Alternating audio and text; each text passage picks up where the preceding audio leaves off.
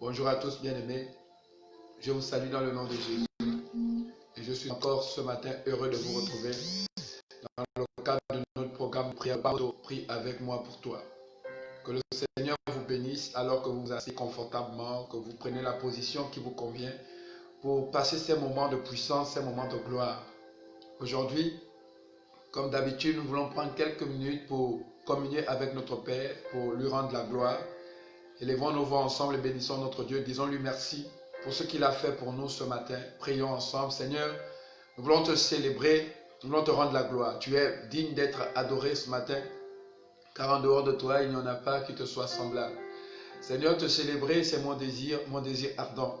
Il n'y en a pas comme toi. Reçois ce matin la reconnaissance de mon cœur, l'inclinaison de mon âme, totalement, Père éternel.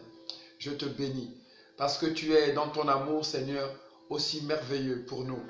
Ce ne sont ni nos calculs, Seigneur, ni nos forces qui nous ont redonné la vie ce matin, mais c'est ta main glorieuse sur nous, Père éternel, qui nous a arrachés du lit. Je voudrais encore te célébrer ce matin, te dire merci pour ton amour, te dire merci pour ta grâce, au nom de Jésus. Je voudrais davantage te dire merci, Père éternel, pour ton esprit. Oh Saint-Esprit, merci pour ta présence, toi qui ne nous fais pas défaut, qui ne nous donne pas des faux rendez-vous. Nous les hommes, nous avons souvent donné des faux rendez-vous. Nous avons dit, nous allons prier à 4 heures, nous avons dit, nous allons prier à 8 heures. Et souvent, à 8 heures, tu es là, tu nous attends, mais nous ne sommes pas. À 4 heures, tu es là, tu nous attends et nous ne sommes pas là. Nous sommes encore endormis. Mais dans ta patience et ton amour, toi, tu nous attends toujours. Cependant, de ton côté, toi, tu demeures fidèle. Tu demeures fidèle lorsque tu nous donnes rendez-vous, tu es là. Et je voudrais encore ce matin te bénir, Saint-Esprit, élever ton nom et te dire merci pour ta présence. Aussi, comme un enfant, toujours désiré d'être excellent, nous voulons encore davantage que tu nous remplisses ce matin par ta présence. Que tu ne sois pas simplement là au milieu de nous, mais que tu nous remplisses par ta présence. Que tu nous donnes d'expérimenter ta grâce ce matin. Touche-nous d'une manière spéciale comme, Seigneur, tu ne l'as jamais fait dans nos vies. Viens toucher les endroits secs, viens toucher les endroits de nos vies qui ont besoin d'être visités par toi, Saint-Esprit. Car oui, nous avons besoin de toi, Saint-Esprit. Touche ces endroits, équipe-nous encore, Saint-Esprit. Remplis-nous encore de ta vie, remplis-nous encore de ton toucher, car c'est par toi que la création vient à l'existence. La santé que nous réclamons, c'est par ta présence que nous l'obtenons. La vie que nous réclamons, c'est par ta présence que nous l'obtenons. Romains chapitre 8 au verset 14 déclare que ceux qui sont conduits par toi sont fils de Dieu. Nous refusons d'être conduits ce matin par autre personne que toi. Oui, tu es celui qui nous confirme notre identité. Oh, c'est pourquoi remplis-nous, Saint-Esprit. Remplis-nous, Saint-Esprit, remplis-nous ce matin. Remplis-nous ce matin. Viens rendre possible ce qui avait été déclaré impossible. Viens rendre possible ce qui avait été déclaré impossible. Et que ton nom soit glorifié, Père. Que la gloire revienne au Saint-Trône, au nom de Jésus.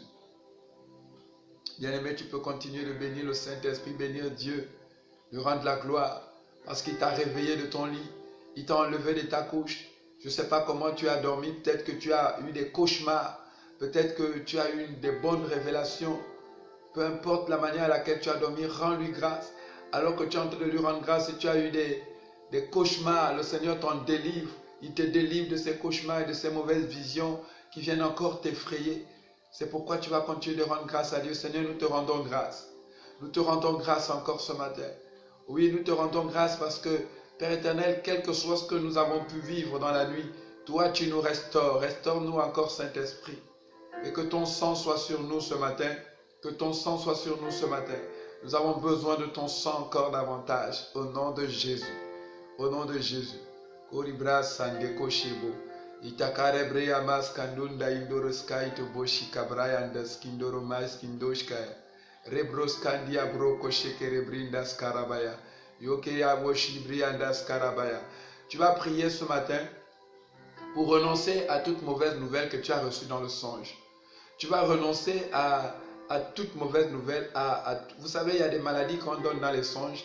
Tu vas renoncer à tout cadeau dangereux que tu as reçu dans les songes. À toute visitation dangereuse que tu as reçue dans les songes. Tu vas renoncer à cela. Tu vas dire le sang de Jésus sur ma vie et je brise tout ce qui a été déposé dans ma vie à travers le songe. Prie maintenant avec moi dans le nom de Jésus-Christ de Nazareth.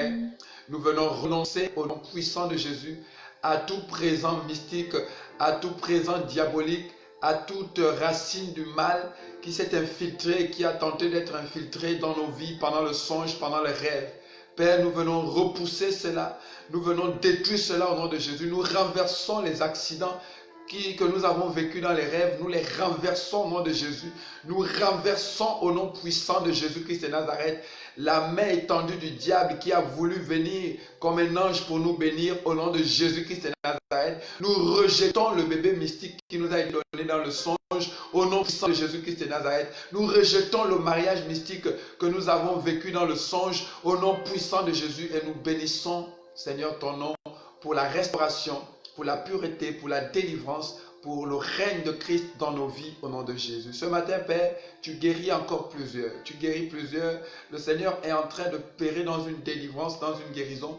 Il y a des personnes qui avaient des démangeaisons puissantes aux orteils gauche. Le Seigneur te délivre maintenant de ces démangeaisons. Le Seigneur te délivre de cela au nom de Jésus-Christ de Nazareth. Seigneur, merci. Merci pour tout ce que tu fais. Merci pour ta grâce. Merci pour cette huile excellente qui coule dans ces demeures, dans ces maisons, de toutes ces personnes connectées. Que la gloire de Dieu soit sur vous encore ce matin. Que le règne de Dieu soit dans vos maisons. Que l'impossible devienne possible ce matin. Je prie au nom de Jésus que le Saint-Esprit environne chaque pièce de votre maison au nom de Jésus. Si vous entendiez des voix qui vous effraient, je viens faire taire ces voix définitivement.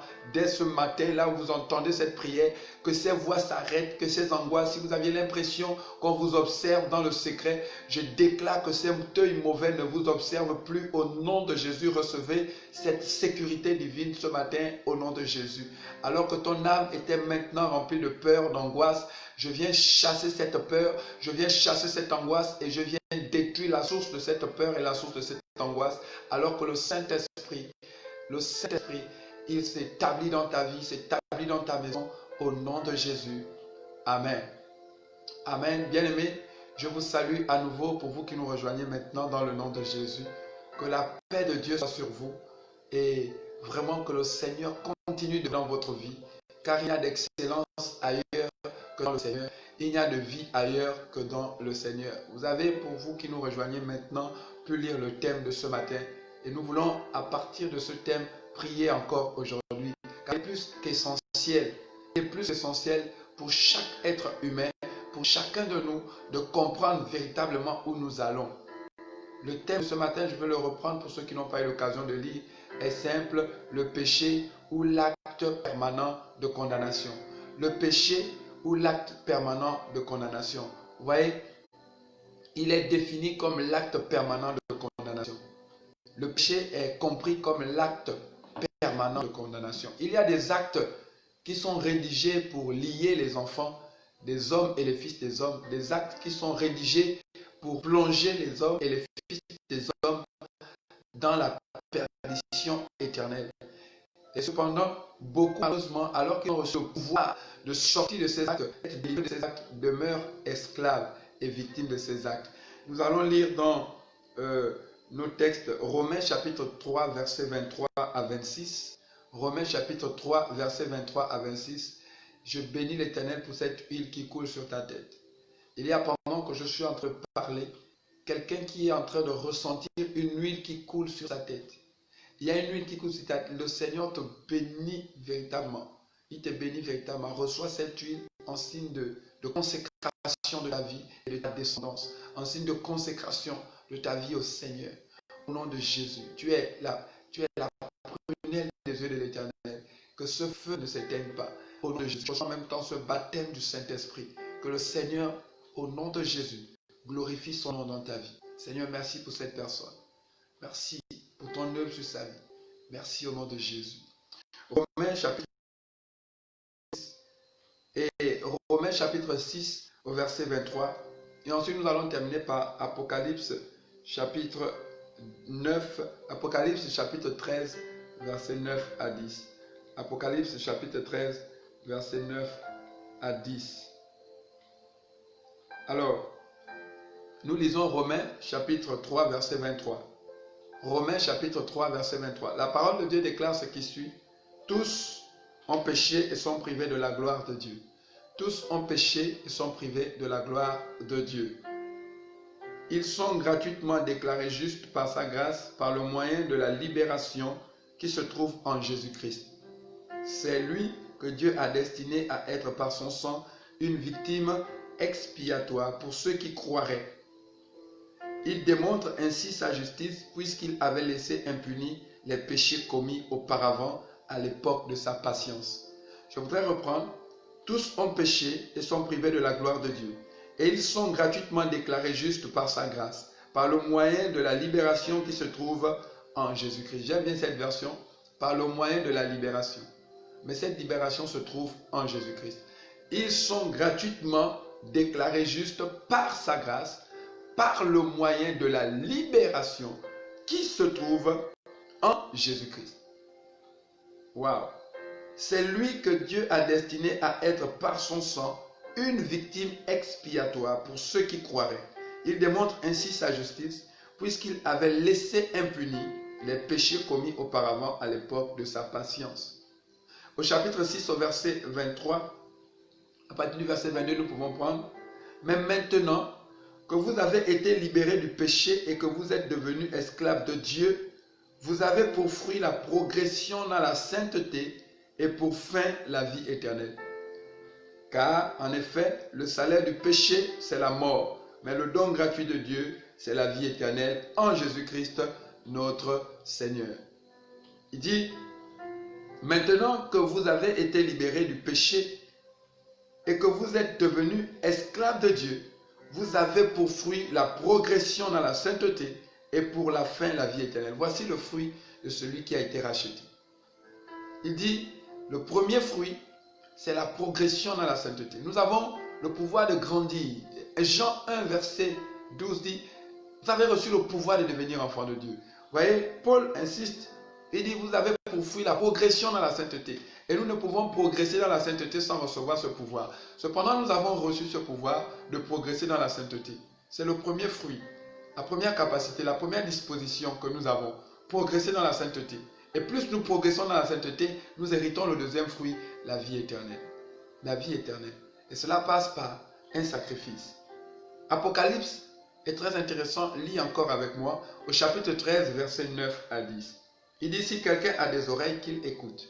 J'aime bien Apocalypse parce que dans ce livre, l'Éternel, il montre comme un ras-le-bol. C'est bon, les conseils sont finis, on donne les dernières orientations, c'est fini les appels incessants à la repentance. C'est désormais celui qui pêche, qui continue de pécher, celui qui se sanctifie et qui se sanctifie encore. Que celui qui a des oreilles entende ce que l'Esprit dit à l'Église. Et là, il commence en disant, si quelqu'un a des oreilles, qu'il écoute. Qu'il écoute. Si quelqu'un fait des prisonniers, il sera amené prisonnier.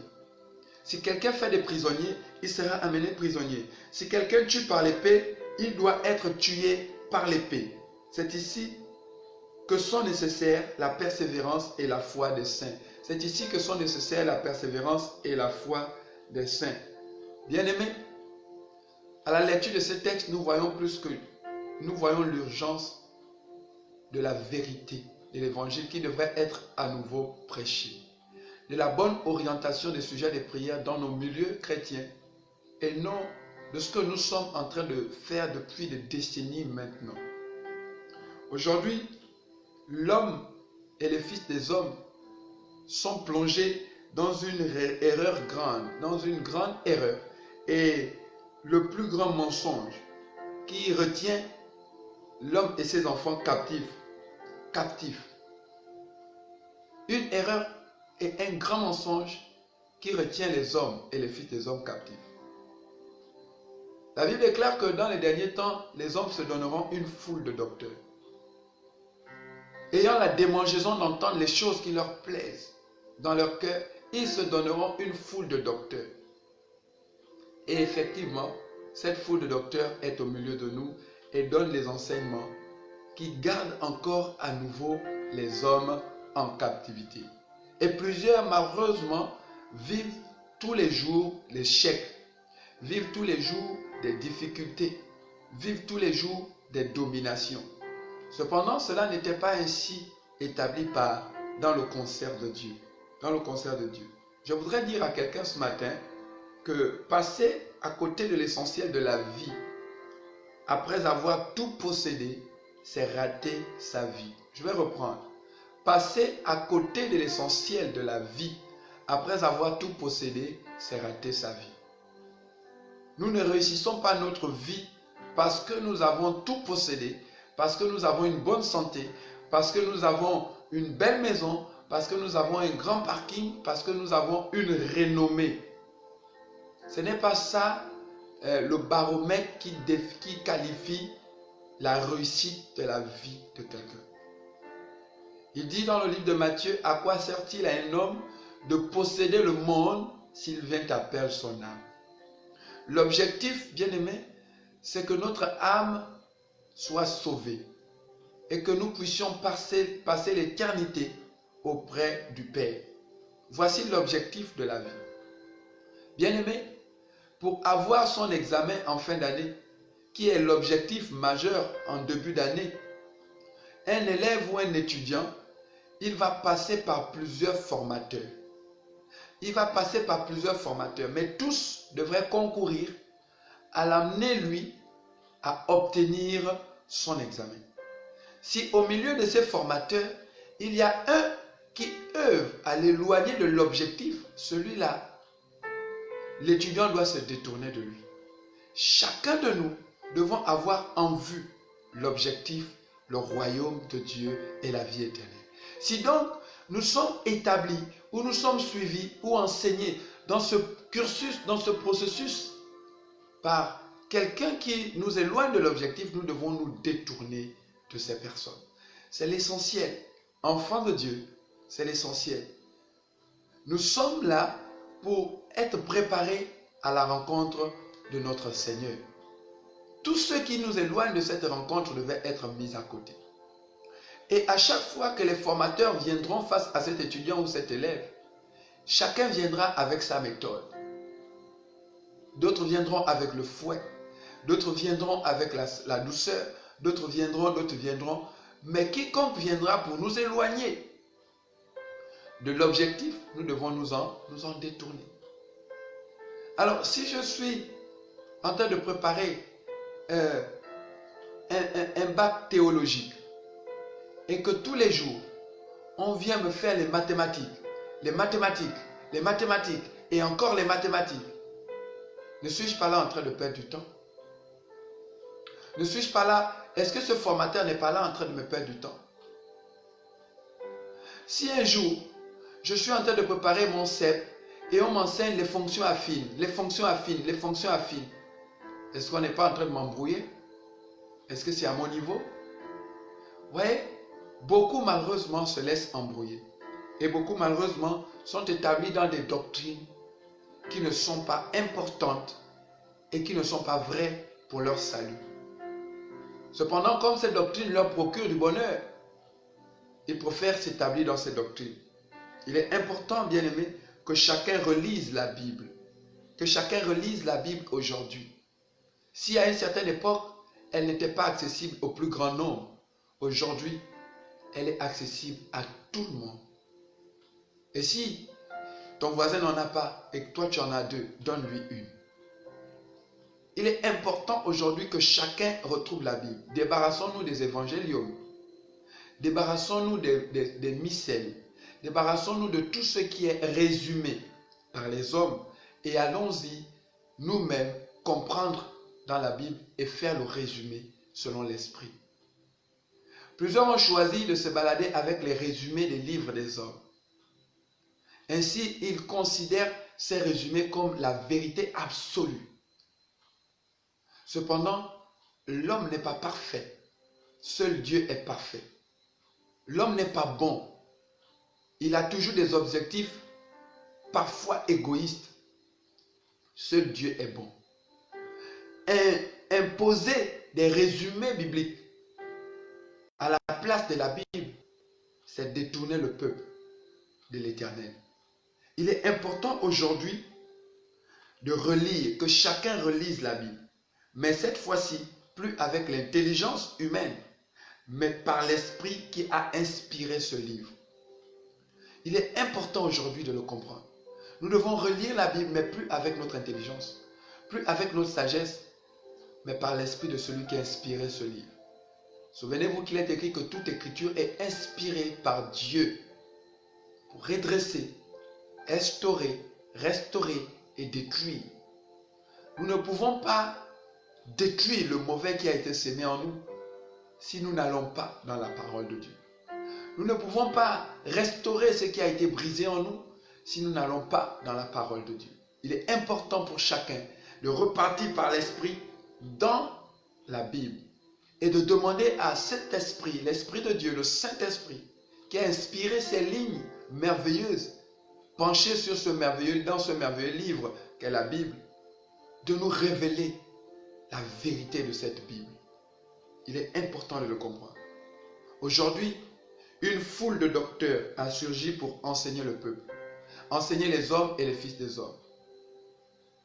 Un nombre incalculable d'assemblées ont vu le jour dans chaque nation et même dans notre nation.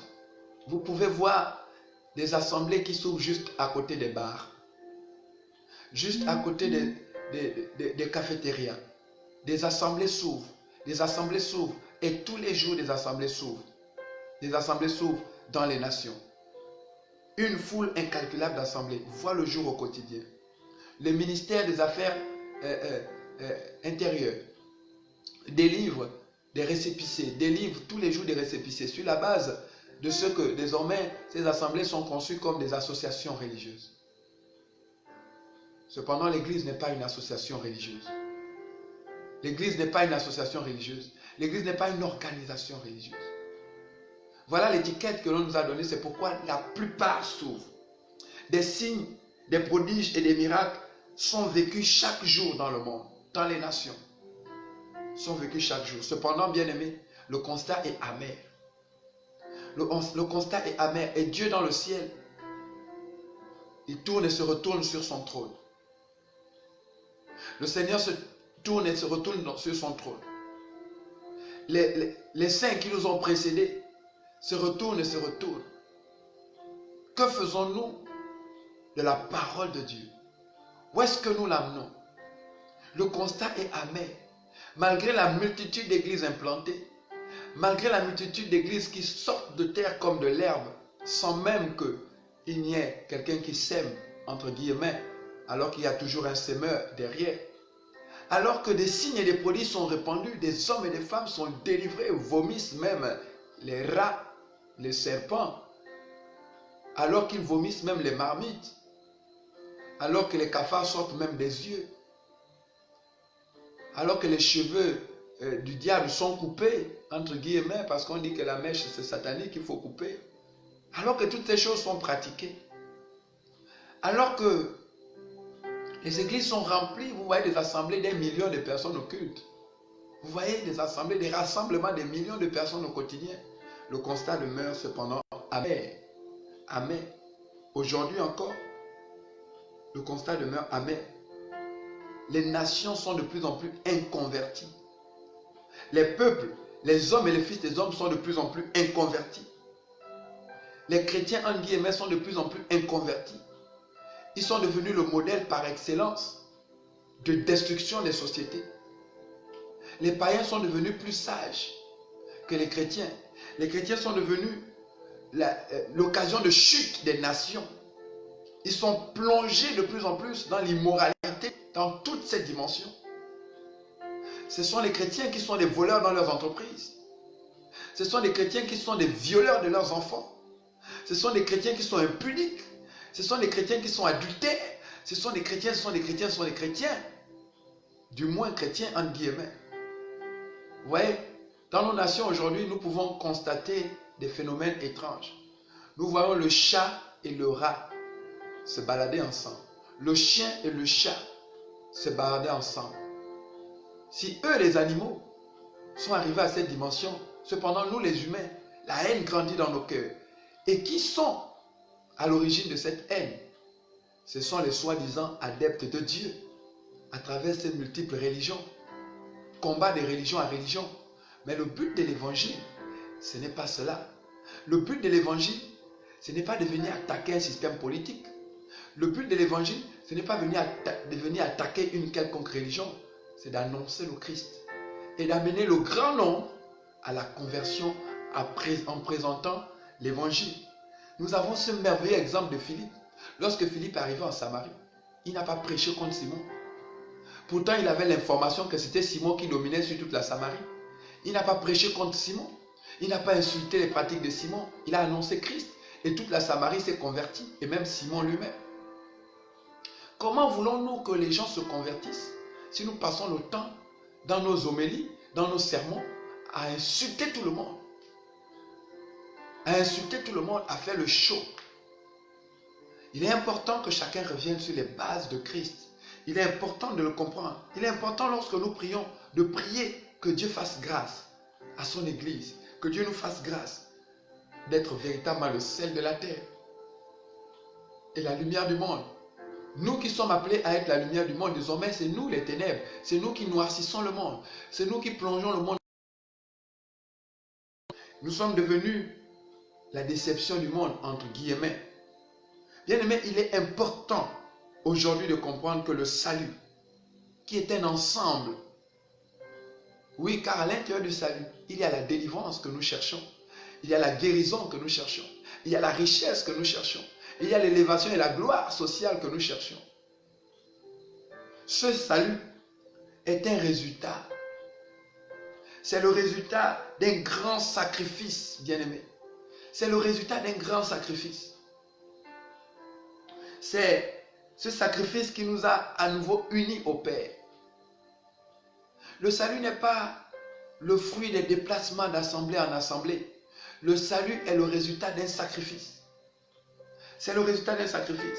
Comprenons la parole. Romains chapitre 3, verset 23, la Bible déclare: tous ont péché et sont privés de la gloire de Dieu. Par le péché de notre ancêtre, patriarche, Adam et Ève, nous avons été privés de la gloire de Dieu. Par notre nature adamique, en venant au monde, dès que nous venons par la chair, nous rentrons dans cette nature. Nous revêtons cette nature et nous sommes d'avance privés de la gloire de Dieu. Privés de la gloire de Dieu. Privé de la gloire de Dieu veut dire quoi? Comprenons la parole. Quelqu'un privé de la gloire de Dieu, alors il est établi sous la gloire du diable. Celui qui n'est pas sous la gloire de Dieu est sous la gloire du diable. Et si nous ne sommes pas sous la gloire de Dieu, nous ne pouvons pas posséder l'héritage de Dieu. La gloire de Dieu est celle qui nous amène la vie et qui nous procure le bonheur, la délivrance, la guérison. Si nous sommes privés de cette gloire, si nous sommes privés de sa présence, nous sommes privés de sa main, nous sommes privés de sa manifestation, la manifestation glorieuse de sa présence, nous ne pouvons espérer obtenir de lui ce que nous croyons obtenir de lui. Nous ne pouvons. Nous entendons des personnes enseigner sur l'âme. Mais c'est grave. Bien-aimé, l'âme ne peut être sauvée par une délivrance quelconque. L'âme est sauvée par le sacrifice. Par le sacrifice. Par le sacrifice de Christ. Dieu et les hommes ont été réellement séparés. Et nous voulons enseigner sur la séparation toute notre vie, jusqu'à ce que les nations comprennent leur statut. Il est important d'enseigner sur l'identité, mais il est aussi important de comprendre que nous avons été séparés de Dieu par le péché. Privés de la gloire de Dieu, c'est être éloigné. L'image nous montre, la parole nous enseigne que Dieu a chassé Adam et Ève du jardin. Il a éloigné de lui. Et là, il y a eu un grand canyon entre Dieu et les hommes. Un grand fossé, un ravin. De la séparation des deux rives de l'océan. Si tu peux, d'un côté, voir la rive voisine de l'autre côté de l'océan, alors tu peux, dans ton état, te trouver dans l'état du péché et voir Dieu au loin. C'est impossible. Dieu s'était éloigné complètement de nous. Nous sommes par le péché éloignés de Dieu. Bien-aimé, personne ne peut, alors qu'il est à une rive de l'océan, apercevoir l'autre rive avec ses simples yeux. Il faut naviguer, naviguer, naviguer, naviguer et naviguer encore pour espérer après des jours de navigation apercevoir un port. D'un port à l'autre, avec les yeux, nous ne pouvons réaliser cela. C'était ça la séparation. Il était impossible pour l'homme de rentrer en contact avec Dieu à cause du péché. À cause de cet acte permanent qui nous condamnait. Nous ne pouvions plus être agréables à Dieu. Nous avions été placés dans le territoire de celui que nous avons choisi de suivre. Nous avons été placés dans le territoire de celui que nous avons choisi d'obéir. Le diable, Satan, l'accusateur, qui a accusé nos fondements de justice. Et nous sommes tombés parce que nous l'avons suivi. Nous avons été réellement séparés. Nous devons le comprendre. Et nous devons comprendre clairement que la séparation avec Dieu n'est donc pas d'ordre physique ou intellectuel. Si nous ne comprenons pas ces valeurs, bien-aimés, nous allons continuer d'être dans l'erreur et nous allons continuer d'être esclaves de toutes ces choses. Notre séparation d'avec Dieu n'est pas une séparation physique. Notre séparation d'avec Dieu n'est pas une séparation intellectuelle. C'est pourquoi nous devons comprendre que ce ne sont pas nos techniques spirituelles qui vont nous unir à Dieu. Ce ne sont pas nos multiples études bibliques qui vont nous unir à Dieu. Ce n'est pas mes grandes heures de méditation de la parole de Dieu qui vont m'unir à Dieu, même si cela est essentiel. Mais cela ne va pas m'unir à Dieu. Cela ne va pas me ramener d'un port à l'autre.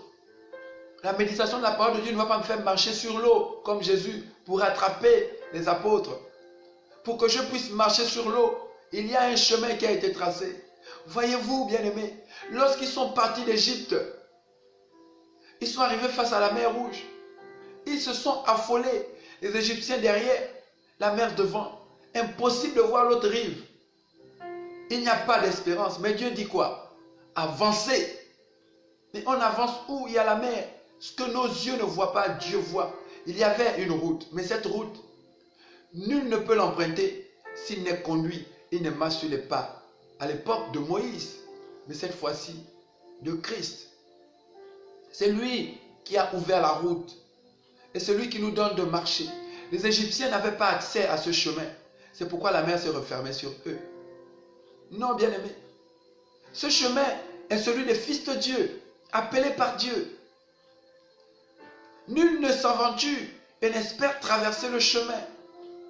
Le chemin de la bénédiction éternelle, de la vie éternelle, le chemin de la gloire éternelle, le chemin de la vie éternelle, le chemin de la bonne santé, des bénédictions qui ne se laissent suivre d'aucun chagrin, ne peut être emprunté par celui qui vit dans le péché, par celui qui vit dans le mal.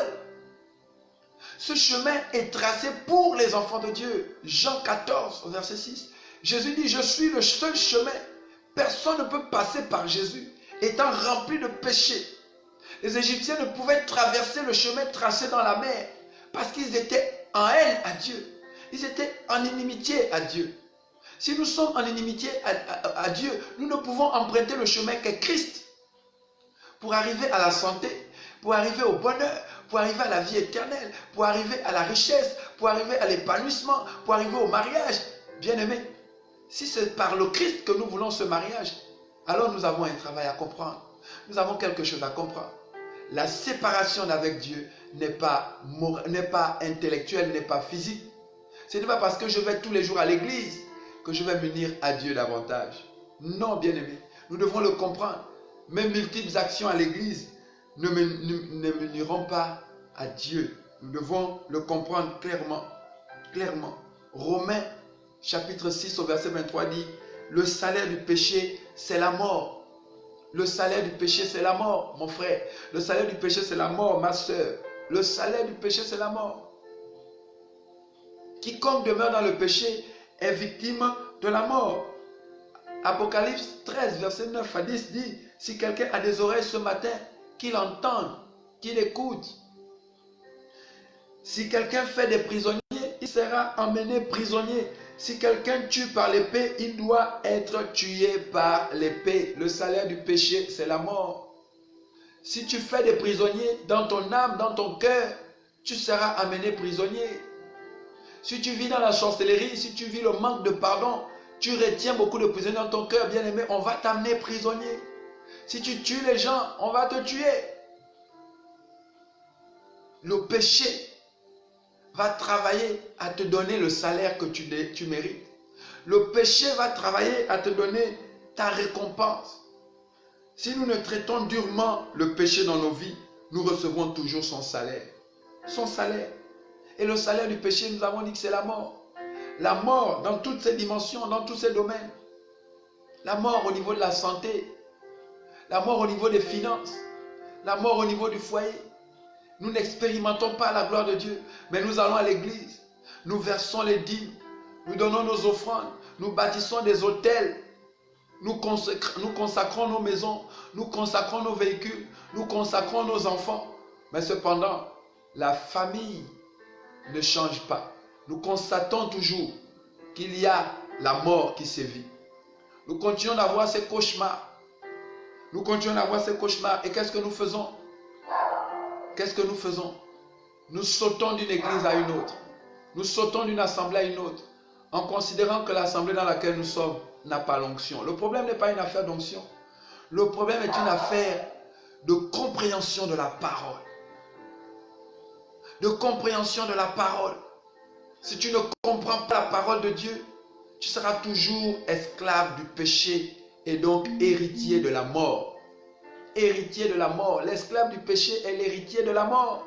L'héritier de la pauvreté. L'héritier de la famine. L'héritier de l'échec. L'héritier de la médiocrité. Ce n'est pas ça le destin que Dieu a voulu pour ses enfants. Pourtant nous prions. Pourtant nous jeûnons. Pourtant nous parfois même immolons. Nous flagellons. Mais il dit que ce n'est pas ça. Quand nous ne comprenons pas cela, bien-aimés, nous sommes victimes de la mort. Nous sommes victimes de la mort. Nous sommes victimes de la mort. Nous devons le comprendre. Ésaïe 59, versets 1 à 5. Voici ce que la Bible nous rapporte. Non, le bras de l'Éternel n'est pas devenu trop court pour sauver, ni son oreille trop dure pour entendre. Mais ce sont nos fautes. Ce sont vos fautes qui ont fait séparation entre vous et votre Dieu. Ce sont vos péchés qui vous l'ont caché et l'ont empêché de vous écouter. En effet, vos mains sont souillées de sang et vos doigts de crime. Vos lèvres profèrent le mensonge. Votre langue fait entendre le mal. Personne ne fait appel à la justice. Personne ne plaide avec droiture. Ils s'appuient sur le vide et ils disent des faussetés. Ils conçoivent le trouble et donnent naissance au crime. Ils font éclore des œufs de vipères et tissent des toiles d'araignée. Celui qui mange de leurs œufs meurt, et si l'on écrase un, c'est un serpent qui sort. Voici ce que prophétise Ésaïe. Si l'on écrase un œuf, c'est un serpent qui sort. Personne ne plaide la justice. Tous comme Caïn veulent juste la sécurité. Et si on me tue, nous voulons juste la sécurité, mais nous ne comprenons pas. Et quand nous ne rentrons pas dans cette sécurité, nous allons vers ceux qui parlent par les pitons. Nous allons vers ceux qui parlent par l'orgueil. Et nous allons, au lieu de nous remettre en cause, mais pourquoi je prie? Et j'ai l'impression que le Seigneur est toujours loin de moi. Pourquoi je n'aperçois pas le port de l'Éternel? Pourquoi je n'aperçois pas? Pourquoi la main de Dieu semble être loin de moi? Est-ce que je ne suis pas agréable à Dieu? Pourquoi l'homme ne se remet pas en cause? Non, parce qu'il veut juste entendre ce que son âme désire entendre. Et nous allons dans des grands rassemblements de délivrance où on vous fait vomir des bouteilles, on vous fait vomir des seaux, on vous fait transporter des miroirs. Hier, j'écoutais un témoignage désolant des pratiques, bien-aimés, où des personnes, pendant que je prie, quelqu'un a mal à la poitrine d'une manière extraordinaire. Le Seigneur est en train de te délivrer de cette douleur. Sois délivré de cette douleur. Sois délivré de cette douleur maintenant au nom de Jésus. Seigneur, merci. Oui, les gens transportent les eaux des rivières de leur village. Ils transportent les miroirs. Ils vont acheter des miroirs, symboles de miroirs de sorcellerie qui les épient, pour amener chez certaines personnes, pour briser ces miroirs.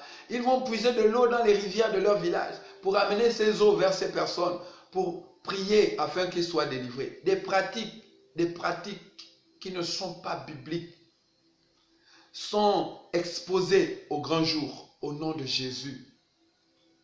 Mais ce n'est pas au nom de Jésus. Nul ne peut tromper Dieu. Galates chapitre 6.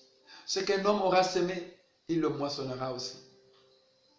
Au lieu de courir dans ces choses, au lieu de courir de délivrance en délivrance, bien-aimé, revois d'abord ta position. Revois d'abord ta position.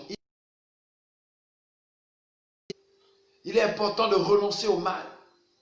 Cela ne te sert à rien d'être délivré alors que tu fais des prisonniers dans ton cœur. Libère d'abord ces prisonniers. Cela ne te sert à rien de consacrer des villes et des villes alors que tu passes le temps à sortir en vampire. Bien-aimé, il y a des personnes qui sont foncièrement mauvaises, mais qui se revendiquent la chrétienté.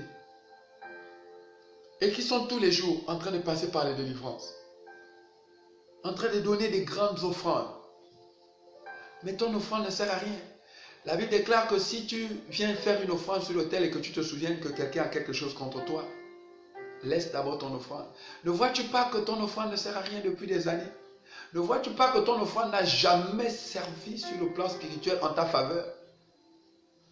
Renonce à ces pratiques. Renonce à ces pratiques, bien-aimés. Renonce à ces pratiques. Ne choisis pas d'être établi dans la tromperie. Depuis que tu fais des offrandes, l'offrande qui est censée revêtir une puissance, mais malheureusement cette puissance ne parle pas en ta faveur. Pourquoi?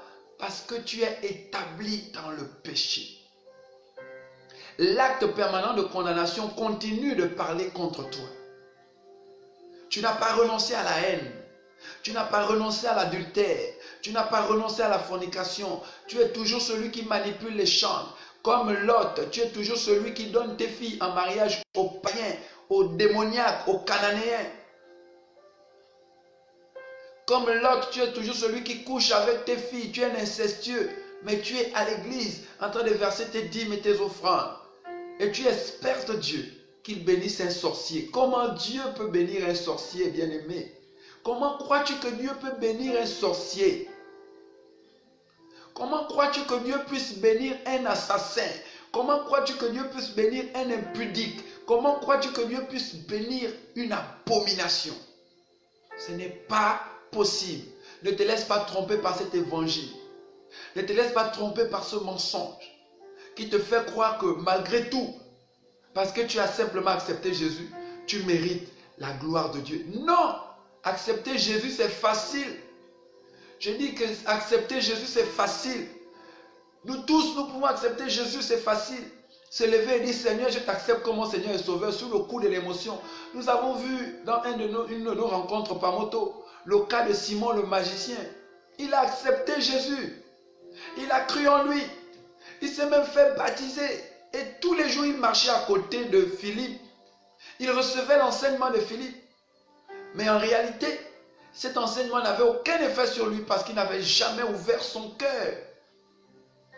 Il était là parce qu'il était ébloui par les signes et les prodiges, les miracles. Et la vérité est sortie quand les pierres et les gens sont arrivés. Il voulait cette puissance. Beaucoup de sorciers sont dans l'église parce qu'ils veulent la puissance, ils veulent l'onction, ils veulent se cacher. Bien-aimé, le Seigneur ne bénit pas l'abomination. Il ne bénit pas. Il ne bénit pas l'abomination. Et tu me diras, mais c'est quoi donc tous ces signes qui sont répandus dans le monde? Il a dit dans les derniers temps, ils viendront avec autant de puissance, des signes et des prodiges, jusqu'à séduire. Le miracle est possible. Le cas de la Samarie devrait être un cas d'école. Philippe est venu prendre une population entre les mains de quelqu'un qu'il avait séduit depuis, par des signes et des grands signes. Au niveau, on appelait Simon le magicien, on l'appelait le magicien, on l'appelait la grande, la puissance de Dieu. Il est important de comprendre cela, bien-aimé, de ne pas demeurer dans la tromperie dans ces derniers temps. Notre âme est plus importante. Et ce n'est pas en faisant des simagrées à la télé, en faisant des choses, des gestes bizarres, en envoyant des visions sataniques à des personnes qui se voient liées que nous allons être sauvés. Non, bien-aimés. Nous ne serons pas sauvés par ces visions.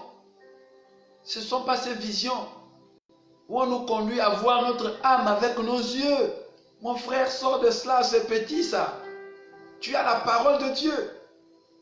Reviens dans ta parole, dans ton héritage, la Bible. On te fait voir ton âme avec tes yeux dans une vision. Et on te dit, délivre-toi. Et tu... Non, arrête, bien-aimé. Renonce au péché qui est dans ton cœur. Renonce à cela. Voilà la clé de toute délivrance. Quelqu'un s'est donné à la croix.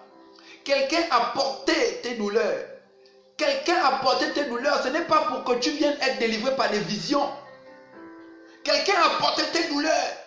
Ce n'est pas pour que tu viennes être délivré par des bouteilles d'eau.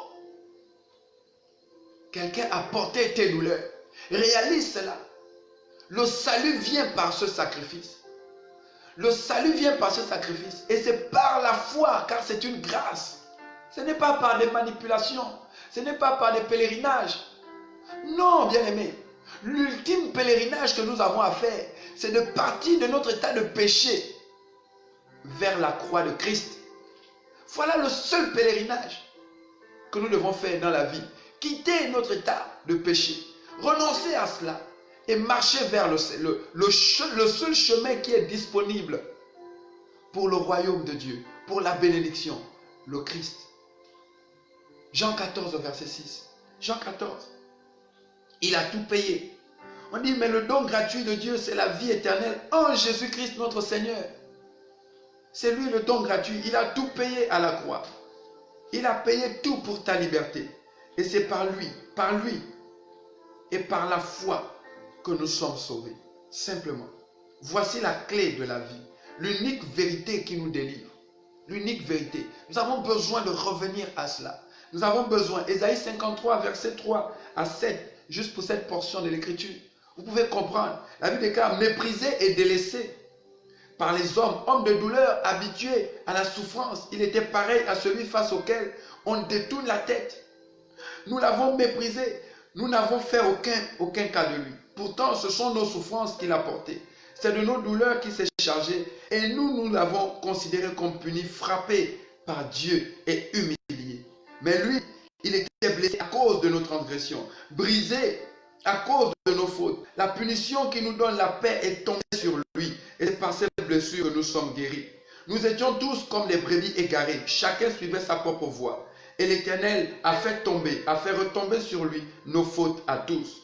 Il a été maltraité, il s'est humilié et n'a pas ouvert la bouche. Pareil à un agneau qu'on mène à l'abattoir, à une brebis muette devant ceux qui l'attendent. Il n'a pas ouvert la bouche, alors qu'on le flagellait, alors qu'on le transperçait, alors qu'on détruisait ses pieds, on brisait ses mains.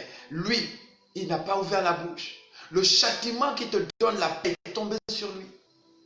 Est tombé sur lui. Tous ceux qui ont compris cela sont aujourd'hui assis au royaume. Tous ceux qui ont compris cela aujourd'hui sur cette terre, ils vivent l'excellence.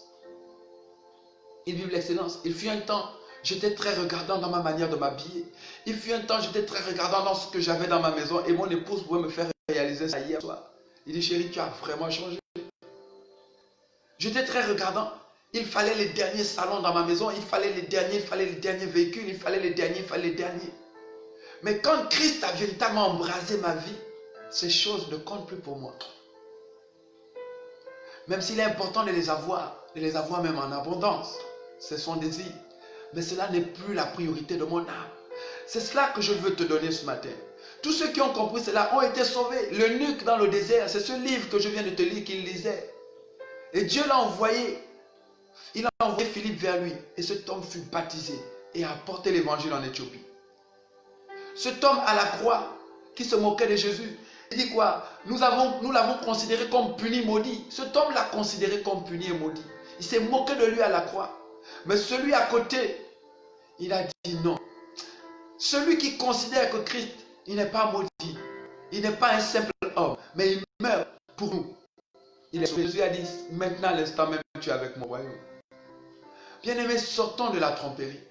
Arrête de te laisser tromper. Tu pourras multiplier tes prières. Jésus est le chemin, la vérité et la vie. Tu dois renoncer, c'est la clé. Je suis à payer pour toi, c'est la clé. Tu dois renoncer à toutes tes pratiques. Regarde ton cœur et vis. Regarde ton âme et vis. Bien-aimé, regarde ta vie. Ne te trompe pas toi-même. Tu ne peux pas servir Dieu et le monde. Tu ne peux pas aimer Dieu et aimer le monde. L'amour du monde est inimitié à Dieu. Tu ne peux servir deux maîtres à la fois. Bien-aimé, il est important de comprendre cela ce matin. Les nations, les peuples ont besoin d'entendre ce message. Renoncez à toutes ces caravanes de tromperie où passez le temps à tomber, à vous laver après, tomber, boire des litres d'eau.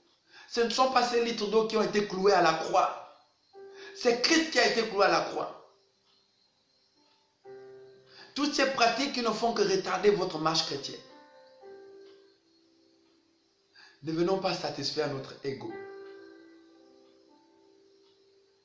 J'ai envie de t'annoncer encore ce soir cette dernière vérité. Ce ne sont pas les miracles qui donnent la vie éternelle. Ce ne sont pas les églises qui donnent la vie éternelle. Fermées ou pas fermées. Nous voyons beaucoup de personnes qui crient à la réouverture des églises. Il dit, mon peuple, si mon peuple sur qui est invoqué mon nom s'humilie, se détourne de son péché et recherche ma face.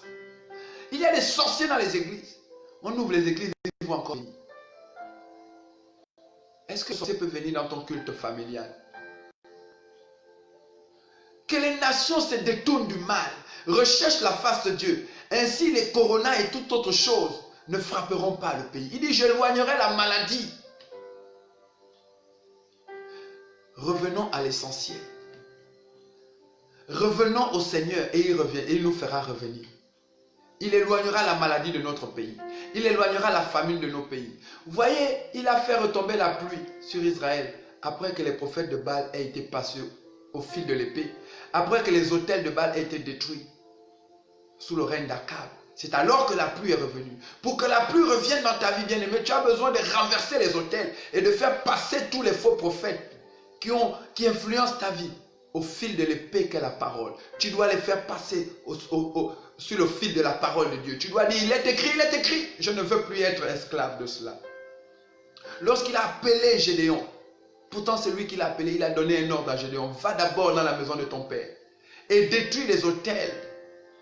Et beaucoup vont dans des programmes où ils détruisent simplement les autels de la maison paternelle. Mais eux-mêmes, ils ont les autels dans leur cœur. Gédéon était un adorateur de ces autels. En détruisant ces autels, il sortait de cette adoration. C'est ça l'enseignement de la vérité. Ce n'est pas simplement aller détruire les autels de la sorcellerie familiale. Toi-même, tu es un autel. Dans ton cœur, tu es adultère. Dans ton cœur, tu es fornicateur, tu es haineux, tu es odieux. Non, tu pourras détruire tous les autels de la sorcellerie de ta famille. Si ton cœur n'appartient pas à Christ, bien-aimé, ces autels vont se relever. Nous avons besoin de comprendre ces choses. Le salut ne vient pas par une église. Le salut ne vient pas par les miracles. Le salut nous vient par Christ. Revenons à lui. Et ce matin, nous voulons juste revenir de tout cœur à notre Dieu. Regardez au fond de nous, notre vie, comme dans un miroir. Et dis, Seigneur, je ne suis pas digne de te recevoir. Comme cet homme, dis seulement une parole et je serai sauvé. Dis une parole et je serai guéri. Élève ta voix et commence à t'humilier devant la face de Dieu. Pour toi et ta famille. Et pendant que tu demandes pardon et tu te réconcilies, tu reçois en même temps ta délivrance. Tu reçois en même temps ta guérison. Élève ta voix et dis, Seigneur, pardonne-moi de m'être détourné de toi. D'avoir donné foi aux pratiques, aux techniques et à l'intelligence, au lieu de donner foi à ton sacrifice et à toi. Pardonne-moi de m'être enchaîné moi-même avec toutes ces pratiques. Et alors que je vivais dans l'abondance et l'assurance, étant toujours dans le péché, j'ai cru que cela venait de toi. Cependant, tu m'enseignes ce soir, ce matin, que tu veux plus dans ma vie. Pardonne-moi, Seigneur. Pardonne-moi, Seigneur, pour la colère. Pardonne-moi, Seigneur, pour tous ces prisonniers qui sont dans mon âme. Je vais ouvrir la cage. Je vais ouvrir la porte de mon cœur aujourd'hui. Et je vais les laisser sortir. Je me réconcilie avec eux. et je suis délivré de leur saleté. Pardonne-moi, Seigneur, au nom de Jésus, d'être allé ça et là et avoir donné mon argent pour satisfaire les autels de Baal, les autels de sorcellerie, en croyant être délivrés par ta main. Ils sont venus avec un vêtement d'agneau, alors qu'ils étaient des loups. Pardonne-moi, Seigneur, d'avoir laissé l'épée, qu'est la parole, au chevet du lit, et de m'être baladé avec des mains simples. Aujourd'hui, Père, que ton sang me lave. Que ton sang me lave maintenant. Je voudrais revenir à toi. Fais-moi revenir à toi. Bien-aimé, tu connais la difficulté que tu traverses. Tu connais le péché qui te sert et qui te garde dans cet acte permanent de condamnation. Nous pouvons prier toujours et prier. Si nous sommes établis dans l'acte permanent de condamnation, nous sommes toujours sujets de la mort, de la défaite, de la maladie. Nous allons renoncer véritablement à tout péché de nos familles. Comme Daniel et Néhémie, nous allons prier pour dire, Seigneur, je te demande pardon pour ma famille. Pardon pour le péché ancestral. Pardon pour ma mère et mon père. Pardon pour mes frères qui me méprisent. Peut-être que tu te regardes et tu dis, oui, j'ai renoncé au péché. Mais regarde ta mère. Regarde tes frères. Regarde, il a dit à Gédéon, détruis l'autel. Détruis cette adoration dans ta famille. Détruis. Nous devons nous élever et demander pardon à Dieu pour les fausses adorations dans notre famille. Prie, bien-aimé. Seigneur, je te demande pardon pour la fausse adoration dans ma famille, dans la vie de ma mère, dans la vie de mon père, dans la vie de mes frères, dans la vie de mes soeurs et dans les nations, Père éternel. Pardonne-nous. Pardonne-nous, Seigneur, de nous être détournés de toi et d'être allés loin en comptant sur la rapidité de nos chevaux, en comptant sur nos moyens. Tu as dit dans Ésaïe 30 au verset 14 à 15, 16, j'ai dit que c'est dans le calme et la force et la tranquillité que sera votre force. Mais nous avons refusé, Père. Nous avons choisi de monter sur nos chevaux en disant qu'ils seront plus rapides. Et tu as prophétisé, c'est pourquoi ils nous rattrapent. Oui, c'est pourquoi malgré, Père éternel, l'éphémère bonheur, nous sommes toujours rattrapés par la ruine et l'échec. Pardonne-nous ce matin.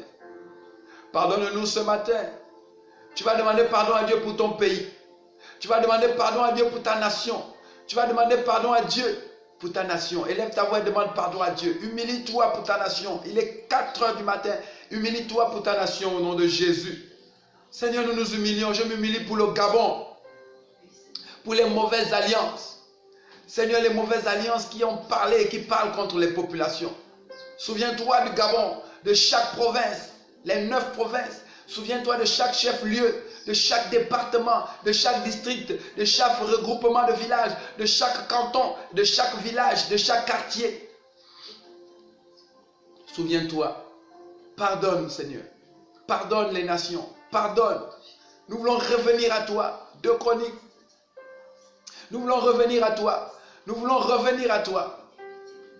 Nous voulons revenir à toi. Fais-nous revenir. Fais-nous revenir par le moyen unique que tu as tracé. Comme Moïse avait ouvert dans l'océan ce chemin unique que les Égyptiens ne pouvaient prendre. Seigneur, fais-nous grâce encore ce jour de prendre ce chemin que tu as tracé définitivement, la croix de Christ, le nom de Jésus. Car tu dis oui, tu étais en Christ te réconciliant avec moi, avec les nations. Nous venons dans cette réconciliation. Nous venons dans cette réconciliation avec toi ce matin. Nous venons dans cette réconciliation. Seigneur, alors que tu nous ramènes à toi, ramène-nous en bonne santé et que la maladie reste. Nous refusons de sortir des eaux avec cette maladie, avec ces fléaux d'Égypte, avec les fléaux de la malédiction du péché. Guéris, Seigneur, nos poitrines, guéris nos systèmes respiratoires, guéris nos vies. Délivre-nous, Seigneur, des puissances des ténèbres que nous poursuivons demeurent, Seigneur, engloutis dans les eaux. Délivre-nous au nom de Jésus. Délivre-nous au nom de Jésus. Continue de prier. Selon que le Saint-Esprit t'inspire, continue de te répandre. Alors que tu es en train de te répandre dans la présence de Dieu, le Saint-Esprit opère dans la délivrance. Jésus dit, tous ceux qui sont venus à lui par la foi, il a dit, ta foi t'a sauvé. Ta foi t'a sauvé. C'est par le moyen de la foi que nous venons à Christ et nous repartons sauvés.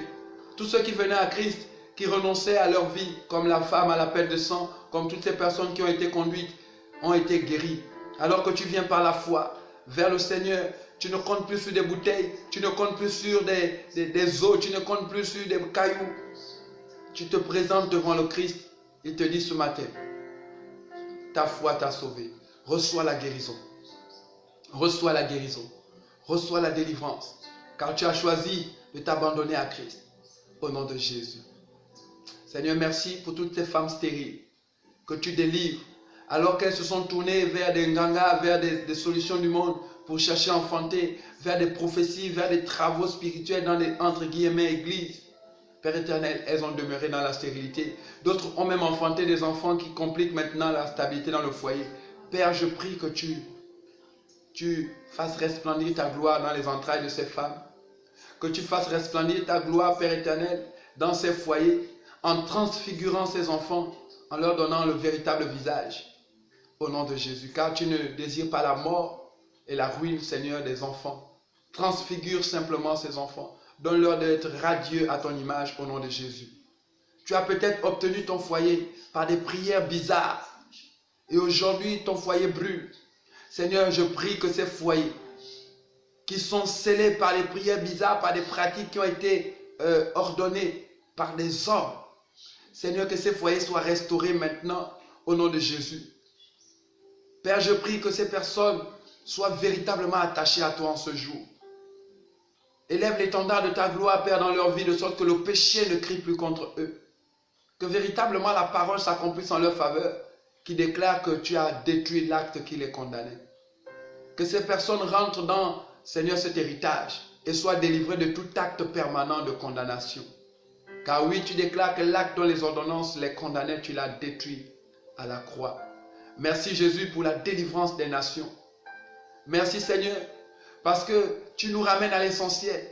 Tu nous ramènes à reconsidérer nos positions vis-à-vis de toi, au lieu de considérer le show dans les assemblées.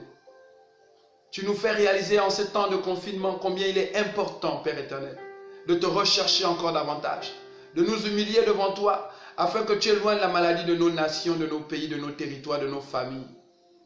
Seigneur, regarde à nos cœurs désormais, et regarde à ton amour. Ils ont fait des prières comme quoi, ne regarde pas nos cœurs, mais regarde à ton amour. Ne regarde pas nos péchés, mais regarde la foi de ton Église. Père éternel, nous venons au nom de Jésus détruire la puissance de ces prières diaboliques qui nous ont conduits à demeurer dans le péché. Et nous prions aujourd'hui, Père éternel, que tu regardes à notre péché, que tu nous le révèles afin que nous nous en détournions. Que tu regardes à ce péché que nous ignorons et que tu nous le révèles, Père éternel, afin qu'il ne soit plus pour nous une occasion de chute. Si les hommes ont prié pour dire ne regarde pas à nos péchés mais à la foi de ton Église, il ne peut avoir foi et péché, Père éternel, les deux ne marchent pas ensemble. La foi c'est le renoncement à toute forme de péché. C'est pourquoi alors que nous voulons venir à toi simplement par le moyen de la foi, Père éternel, révèle-nous tous les péchés les plus secrets de nos âmes et que nous les confessions auprès de toi afin de vivre l'excellence de ta gloire. Nous nous détournons, Seigneur. Et comme Gédéon, nous renversons les stèles et les statuettes. Nous renversons les divinités posées sur nos livings. Nous renonçons à toutes ces choses. Et comme Seigneur s'est premier converti à l'église primitive, nos livres de magie, nous venons les poser au pied de la croix et nous les brûlons maintenant. Rachète-nous, Père éternel, ce matin. Souviens-toi de ton peuple. Souviens-toi de nous. Souviens-toi de nos familles. Au nom de Jésus. Tu as dit, revêtez maintenant toute l'armure de Dieu après avoir tout mis en œuvre. Après avoir renoncé au péché. Seigneur, nous avons revêtu l'armure. Nous avons cru revêtir l'armure sans avoir tout mis en œuvre, sans avoir renoncé au péché. C'est pourquoi l'armure est lourde sur nos épaules. Elle est lourde sur nous. Parce qu'il y a en dessous d'abord, Seigneur, le péché. Nous voulons renoncer à ce péché et revêtir maintenant l'armure. Nous renonçons à tous ces péchés et nous revêtons maintenant l'armure. Nous revêtons le casque du salut, Père. La cuirasse de justice, la ceinture de vérité.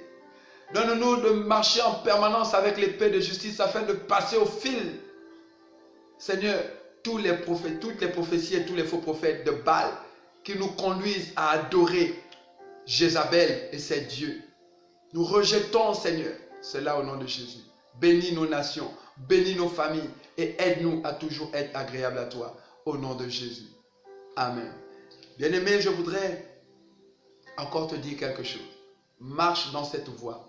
Marche dans cette voie et tu ne connaîtras plus jamais l'esclavage.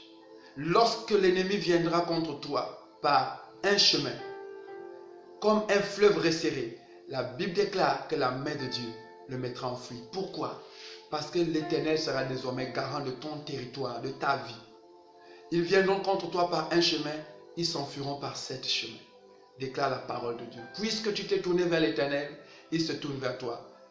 Psaume 91. Puisque tu connais son nom, puisque tu es attaché à lui, il te donne de voir des longs jours. Connais le nom de l'Éternel. Nous avons reçu, comme nous l'avons vu dans Romains chapitre 3, nous avons reçu le fruit. C'est la croissance dans la sainteté. Crois dans la sainteté. Chaque jour, demande à Dieu de t'aider à sortir du mal. Maintenant, je voudrais prier pour toi qui n'as jamais donné ta vie à Christ. Il est important de comprendre qu'aujourd'hui, sans le Seigneur, nous sommes perdus. C'est lui seul qui a porté le châtiment. Tu vas donc prier avec moi et donner ta vie à Jésus. Seigneur Jésus, ce matin, je m'abandonne à toi car tu m'as aimé et je te donne ma vie en t'acceptant comme mon seul Seigneur et Sauveur personnel. Prends le contrôle de ma vie au nom de Jésus. Amen. Tu as fait cette prière avec moi, je t'annonce que tu viens de recevoir le pouvoir de devenir enfant de Dieu. Par ce pouvoir, crois dans la sainteté. Alors que tu ne peux le faire seul, fais-toi connaître dans une assemblée qui prêche le plein évangile dans ton pays. Si tu es au Gabon, fais-toi connaître auprès de nos assemblées. Nous allons t'introduire dans un programme de croissance spirituelle. Tu peux simplement nous contacter au plus 241 77 75 12 07. Le Seigneur te bénit. À toi aussi, pour qui le Seigneur fait grâce tous les jours, dépose ton témoignage par note vocale. Tu dis la région à partir de laquelle tu déposes ta note vocale, ton nom et ce que le Seigneur a fait pour toi. Au plus 241 77 75 12 07. Tu as besoin que nous prions pour toi et que nous continuions de prier pour toi, pour une situation de ta vie. N'aie pas honte. La Bible déclare prier les uns pour les autres. Nous ferons le plaisir de prier pour toi. Nous ferons le plaisir de prier pour toi. Si tu es au Gabon, si tu es même à Lambaréné, tu peux même nous appeler. Nous nous déplaçons pour venir vers toi. Mais tu peux déposer ton sujet de prière au plus 241 77 75 12 07. Tu dis ton nom, la région à partir de laquelle tu déposes ton sujet de prière et ce pourquoi tu voudrais que nous prions. Que le Seigneur vous bénisse. Je vais prier avec vous pour cette journée. Seigneur, continue de travailler dans la délivrance et la restauration des âmes. Souviens-toi de nos nations, Père éternel. Nous nous humilions davantage devant toi. Regarde-nous et redonne à la lumière que nous sommes cette clarté rayonnante. Au nom de Jésus. Rends-nous la saveur du sel au nom puissant de Jésus. Détourne-nous du mal et donne-nous d'identifier le faux afin de nous en détourner. Que cette grâce soit sur vous, que cette grâce coule sur vous, que l'honneur et la gloire de Dieu soient sur vous et que le nom de Jésus soit votre étendard. Soyez bénis au nom de Jésus. Amen. Donc nous nous voyons demain à la même heure, 4 heures du matin. Nous commençons pour des temps de gloire. Que le Seigneur vous bénisse. Partagez cette vidéo. Donnez à ceux qui n'en ont pas gratuitement ce que vous avez reçu. Béni soit l'Éternel au nom de Jésus. Amen.